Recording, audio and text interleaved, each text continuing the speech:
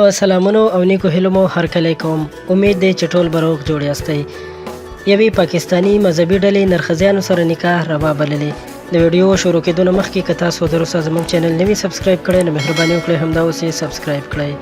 پاکستان کې د تنظیم اتحاد امت پاکستان په نوم یوې مذهبي ډلې پورې تړلو کابو 50 مفتیانو ویلي دي چې د نرښځیانو سره نکاح په شرعي ډول جایز ده.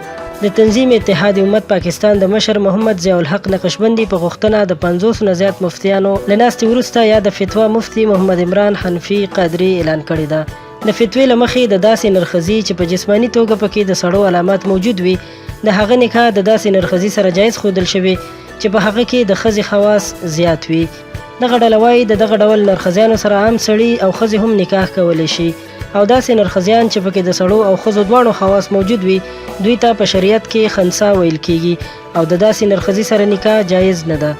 مفتیانو دا هم ویلي چې نرښځیان په شرعي ډول په جایداد کې حصه دار دي او چې کوم مور او پلار دوی په زوره له کور څخه وباسي دوی د الله جل جلاله په وړاندې د سخت عذاب حقدار دي او حکومت باید د دوی په ضد ګام پورته کړي.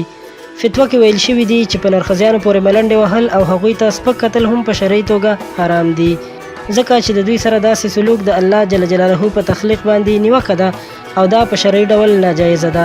مفتیانو ویلي د نرښځیانو جنازه دې هم د مسلمانانو سړو او ښځو په څیر ادا کړی شي او خاورو ته دې وسپارلی شي.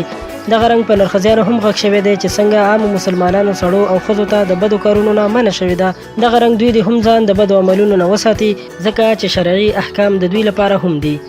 ډیره مننه کوم دوستانو چې دا ویډیو مو تر پایه وکتله. له نورو همدغسې په زړه پورې او معلوماتي ویډیوګانو لپاره در سره زموږ چینل سبسکرایب کړئ. دا ویډیو لایک کړئ او خپل ملګرو سره هم شریکه کړئ. ډیره مننه.